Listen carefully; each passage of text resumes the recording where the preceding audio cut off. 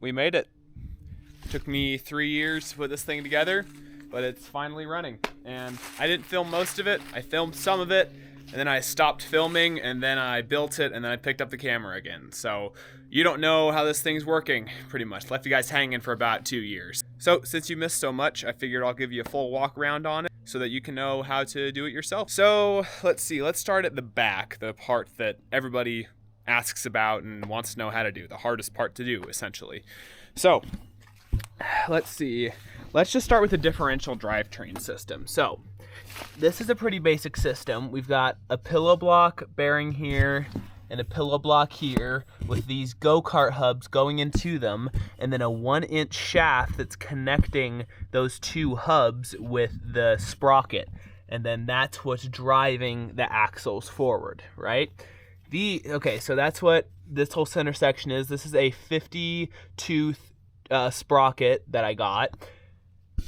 These are Mazda Miata axles. As you can see, they're pretty much not even Miata axles anymore. They're like that big. They're small axles because, well, obviously you can see why they're small. So what we did was I took this into my machinist friend, and he made these little bolt-on things. So this used to be a spline shaft that went into the hub on the Miata. Well, this doesn't have a spline shaft, right? So we had to bolt it onto the original GK13 sprocket mounts, and then, yeah, we just bolted it on there, and now we have power transfer. Don't do that. If you have the option, just take away the swing arms and then put in some kind of a splined hub so that you don't have to bolt on your CVs. If I were to do this again, I would not modify my CV axles at all. I would just make my own knuckles, pretty much. That would make it 1,000 times easier.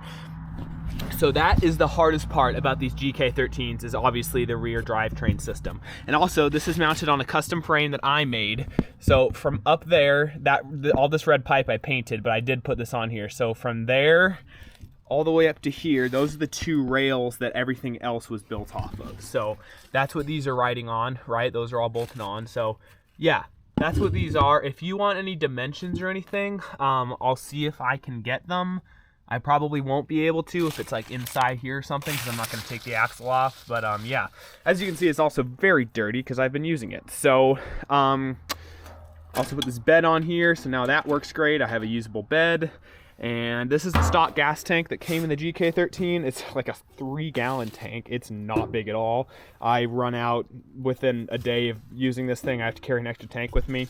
The previous owner actually extended the bed. So you see this piece of metal, let's see, it starts right there and it goes to here. That was all extended before. This butt up to this, and that was it. That was the bed. So the bed actually only went out to like here, stock.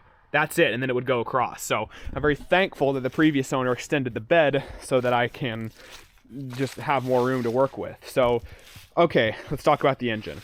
That is a 1988 CBR 1000F.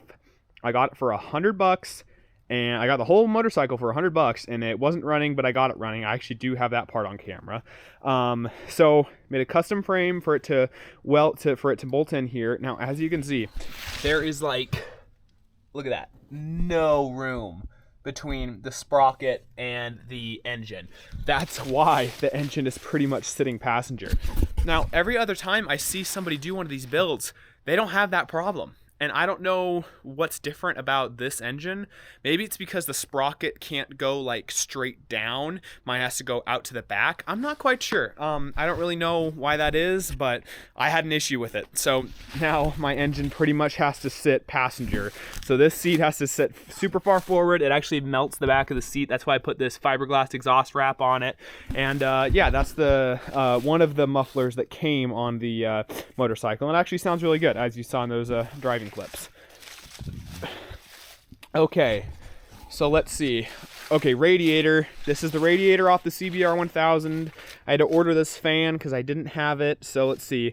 Mounted this on here, and then I had to, it took me a while to memorize where all these hoses went, because look at this. It's like 1, 2, 3, for, and then the overflow.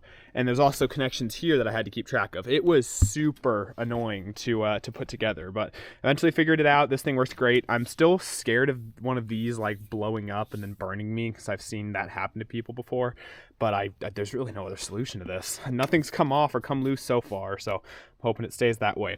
Oil cooler. Obviously this came off the motorcycle, and I just bolted it onto the bottom of the radiator mount, and then I went into a pipe shop. Well, not a pipe shop. I went into like a plumbing shop in town, and they made me these stainless steel braided lines, and those go down to right there where they cool the oil. So oil cooler is mounted up there. Let's see. I made a custom coil mount for these things to mount onto, as you can see right there. And yeah, that works great. Never had an issue with that. Custom fabricated piece I did when I didn't know what I was doing. Okay, I believe I covered. Oh. These rear swing arms were extended. So, I cut them off actually. So there used to be swing arms, and so these swing arm mounts are actually aftermarket. Not aftermarket, I just custom fabricated. Oh, that's grease.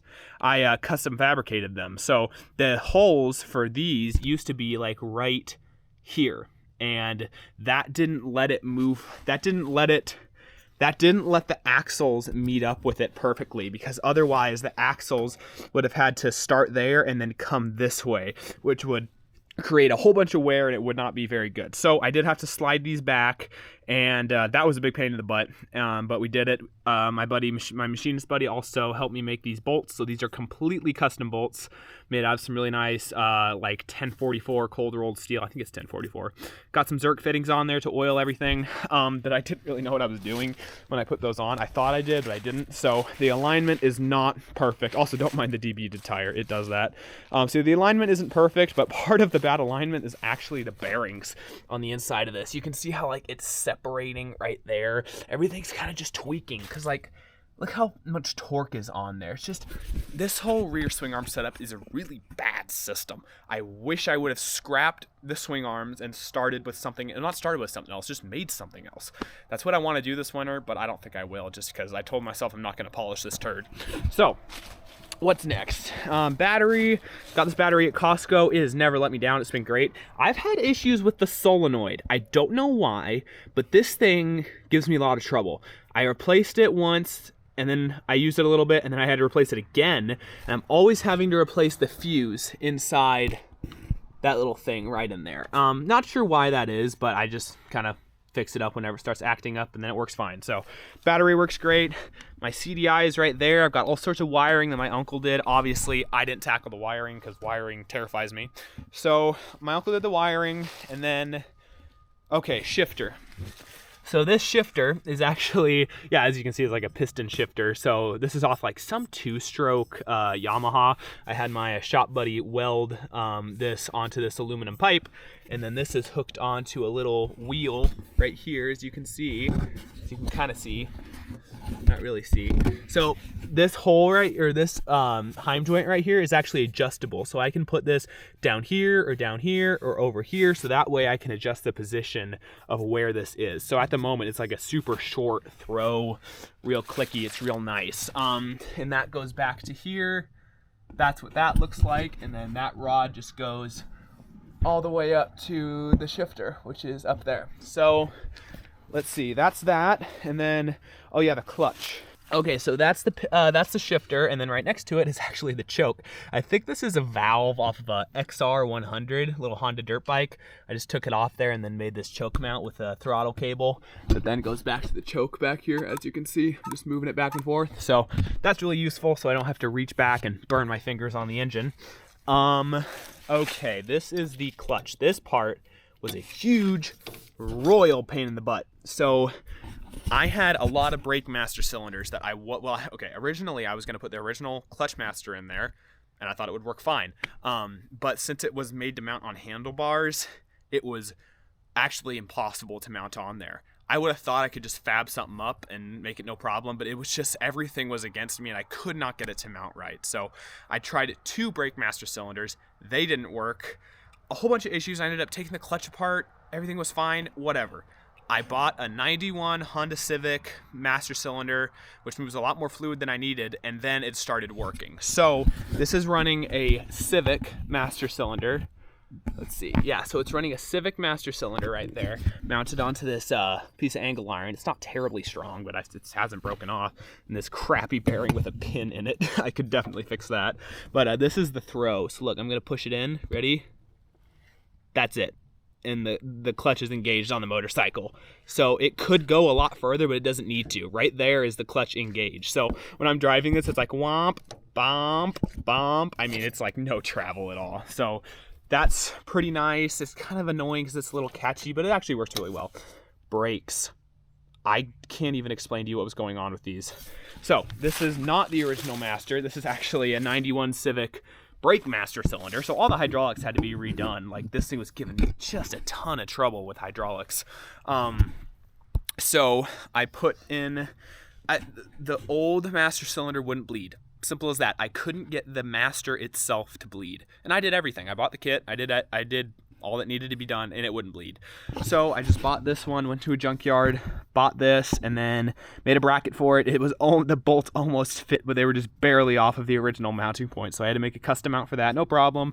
And then my grandpa and I plumbed up all these T-nuts that then go to all of the brake lines, because every single wheel has a separate brake line. And it's not like they branch back like at the wheels or something. They branch off of the master cylinder. So we have, let's see, this is the master, and then these are the two front brakes, and then that's the master, and then those are the two rear brakes. And they work really, really well. These front brakes are so tiny, so they don't do too much, but the rear brakes work fantastic. I lock them up all the time, and they're great.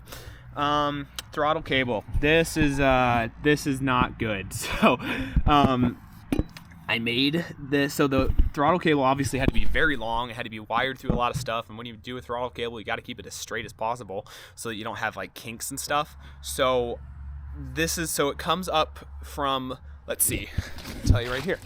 It goes from, let's see, the throttle's right there, goes up and over, and then straight down underneath, right next to the shifter, and then back up. So it's actually a pretty straight shot, but the problem is this throttle cable gets dirt and stuff in it. So right now it's very sticky.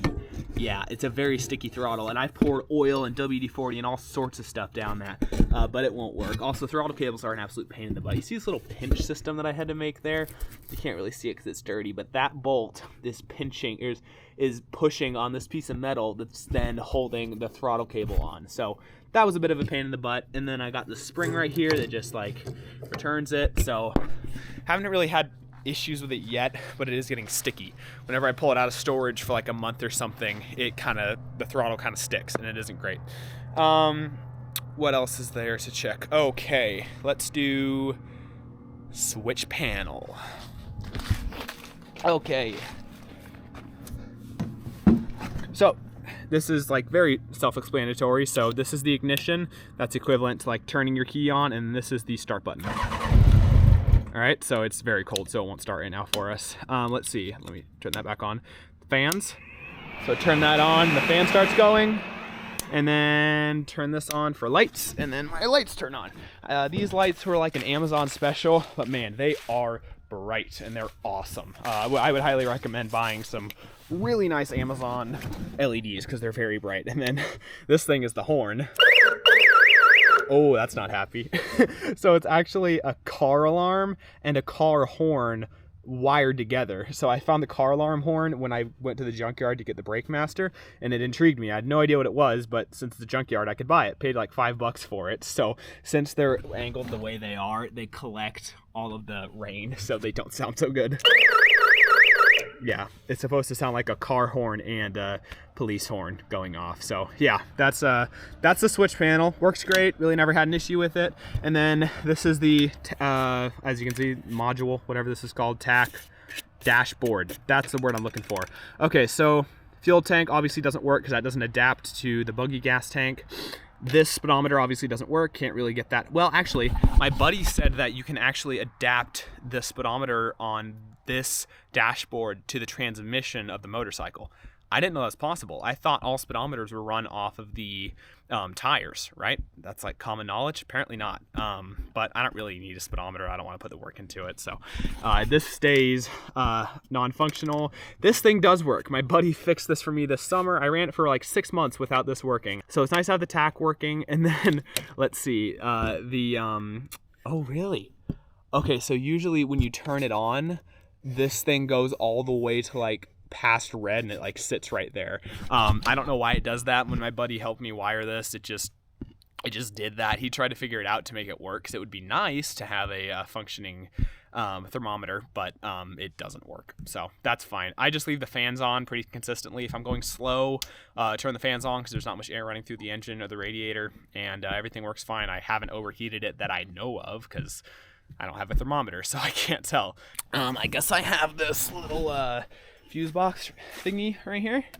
That's where all the wiring goes to. I bought that and my uncle installed it when he did all the wiring. I've got some extra fuses right there that go for the solenoid. Oh yes, okay, so the pod air filters you can see on here, I don't really trust these very much because they are Amazon special, but since I put those on, it opened up the airflow a lot more, which means that we could fit a lot more fuel, meaning that we needed to put bigger jets in.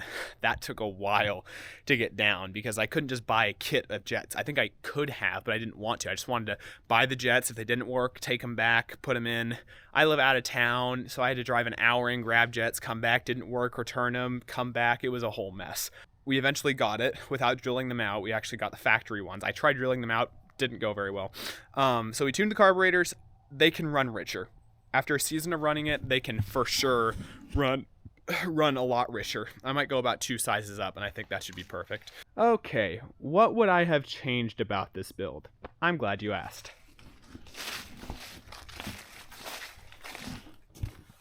Everything behind the driver's seat I would have changed.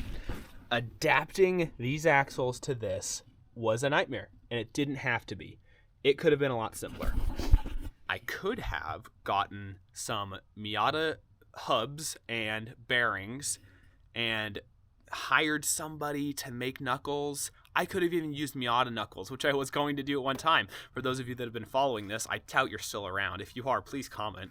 But I actually was going to put Miata suspension in this, but it just didn't work out. I had no idea what I was doing. I was a cocky 15-year-old. I had no idea. So if I were to do this again, here's what I would do. I would make A-arms. Well, not A-arms. I would have 2 arms going there. So one here going to the knuckle, one over here going to the knuckle, and then one from an imaginary piece of metal here going to the knuckle. And then I would just have a support arm that bolts to here and goes back, so that if I like hit a log or something, it won't just rip this entire thing off. That's what I would have done. And it wouldn't be a lot of travel, but I don't need a lot of travel. This thing isn't a pre-runner. It's not some precision machine. I just needed it to work. This works not well. I really want this to work better.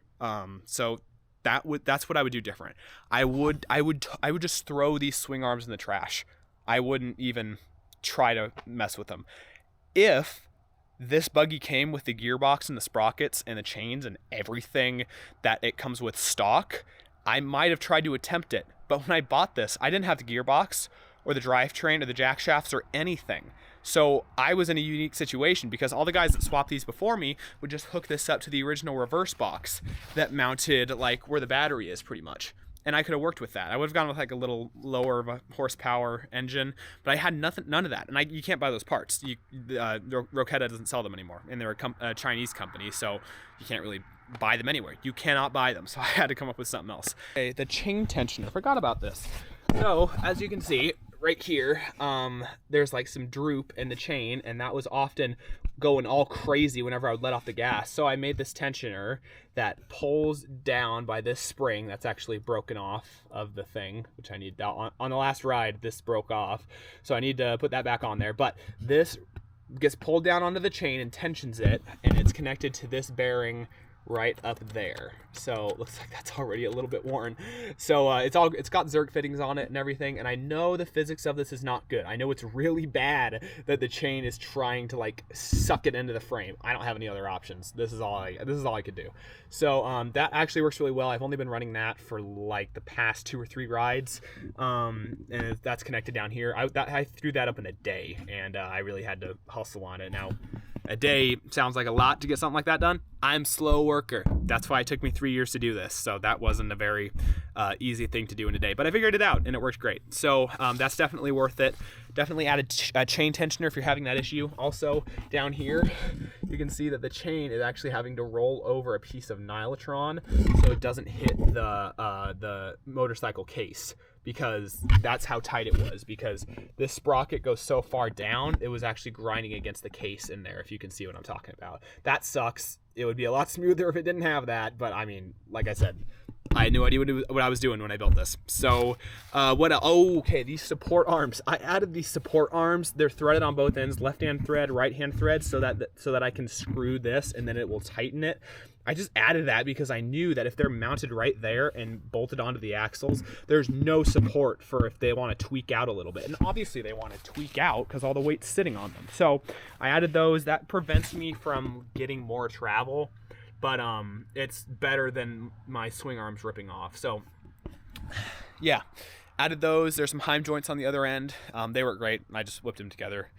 I'm pretty sure that's all I have to cover. When I bought this, I was 15. I thought I knew what I was doing. I thought I knew how to do stuff.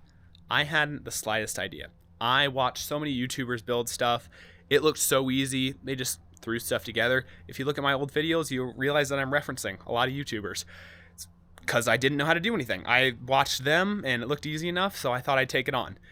3 years later, it's finally finished. I learned everything on this, and I'm so thankful for this. I wouldn't change anything because I met a lot of people through this, met a lot of my friends now through this thing. So I wouldn't change anything just because of the people that I've met throughout it. So if you have been here since I first bought it, wow. Thank you for sticking around through this weird upload schedule I've been having for the last few years. YouTube's hard, but you guys don't want to hear about that. I hope you've enjoyed the process of seeing this thing get built. Sorry I didn't film the last, most important parts of it, but hey, that happens. So, yeah, I hope that you guys have a lot of success with your builds. Be sure to check out my other videos. I build a lot of stuff. I build boats, I build trucks, I build power wheels, I build cooler carts. I build a lot of stuff. So if you like that, then subscribe if you want to. And I hope to see you in the next video. Thank you for watching.